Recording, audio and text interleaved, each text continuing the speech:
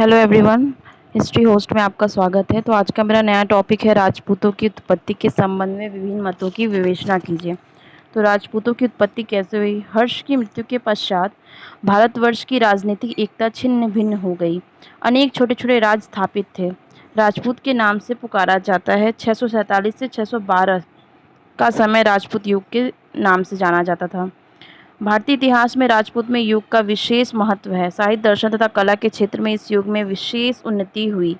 राजपूत भारतवर्ष की अंतिम भारतीय राजा थे। राजपूत कौन थे? राजपूत शब्द का प्रयोग सर्वप्रथम 7वीं शताब्दी में आरंभ हुआ। राजपूत कौन थे, उनकी उत्पत्ति कैसे हुई, यह प्रश्न आज भी विद्वानों के सम्मुख एक जटिल समस्या बनी हुई है।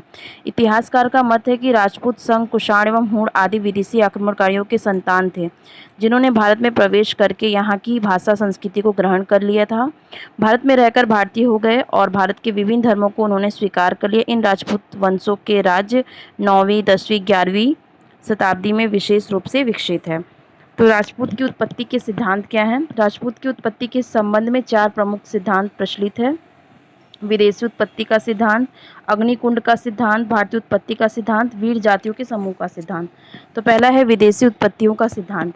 कर्नल ताड़ का मत है कि राजपूत की उत्पत्ति एक जाति से हुई जो विदेशी थे। राजपूत और विदेशी जातियों के गुण एवं कार्यों में समानता दिखाई देती है। उनके अनुसार जब विदेशी जातियां भारत में रहने लगी तब उन्होंने हिंदू रीति रिवाजों को प्राप्त कर लिया। बाद में इन्हें क्षत्रिय जाति में सम्मिलित कर लिया गया। इस प्रकार राजपूतों की उत्पत्ति हुई। डॉक्टर स्मिथ का मत है संको एवं कुषाणों के परिवारों में जब हिंदू हो गए तब उन्हें हिंदू जाति व्यवस्था के अंतर्गत क्षत्रिय जाति में सम्मिलित कर लिया गया, परंतु इन दोनों के विद्वानों के मत स्वीकार नहीं किया जा सकता क्योंकि उनके द्वारा प्रस्तुत तर्कों का कोई प्रमाण नहीं है। सेकंड है अग्निकुंड का सिद्धांत। कुछ विद्वानों ने पृथ्वीराज रासो के आधार पर यह मत व्यक्त किया है कि राजपूत अग्निकुल के थे। इस ग्रंथ के अनुसार मलिच्छों के अत्याचार बढ़ जाने के विशिष्ट जी ने आबू पर्वत पर एक यज्ञ किया जिससे प्रतिहार, चालुक्य, चौहान एवं परमाणु की उत्पत्ति हुई। राजपूत इन्हें चारों के संतान थे। डॉक्टर ईश्वरी प्रसाद का मत है कि पृथ्वीराज आसो में अनेक कहानियों के ऐतिहासिक नहीं माना जाता है, अतः इस पर विश्वास करना उचित नहीं है।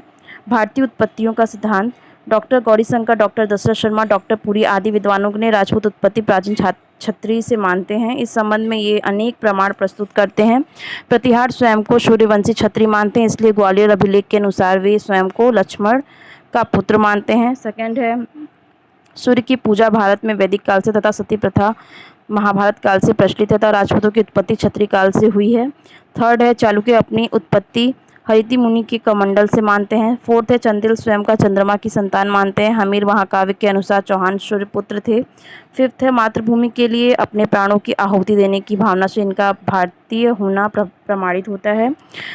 और लास्ट है वीर जातियों के समूह का सिद्धांत। कुछ विद्वानों ने राजपूत को न भारतीय माना है न तो विदेशी माना है। उनका मत है कि प्राचीन क्षत्रिय आने वाली जातियों से मिलते रहे, इस प्रकार उनके रीति रिवाजों में समानता स्थापित हो गई। कालांतर में उन्हें राजपूत कहा गया। डॉक्टर ईश्वरी प्रसाद ने लिखा है कि वीर जाति का यह समूह राजपूत कहलाया। डॉक्टर स्मिथ इन्हें मिश्रित जाति का मानते हैं। उन्होंने लिखा है कि शासन का भार वहन करने वाली जातियों को समूह को राजपूत कहा गया। इस प्रकार राजपूत कहाँ से आए, उनका निर्माण कैसे, उनके सिद्धांत क्या थे, कैसे पहचान थी, इस तरीके से सभी ने अपना अपना अनुमान लगाकर राजपूत की उत्पत्ति के बारे में बताया। आशा करते कि आपको ये टॉपिक पसंद आया हो और इसके बारे में विशेष जानकारी प्राप्त करनी हो तो आप मुझे कमेंट बॉक्स में ज़रूर बताएं। और ये वीडियो पसंद आया हो तो लाइक, शेयर, कमेंट और सब्सक्राइब करना ना भूलें। Thank you.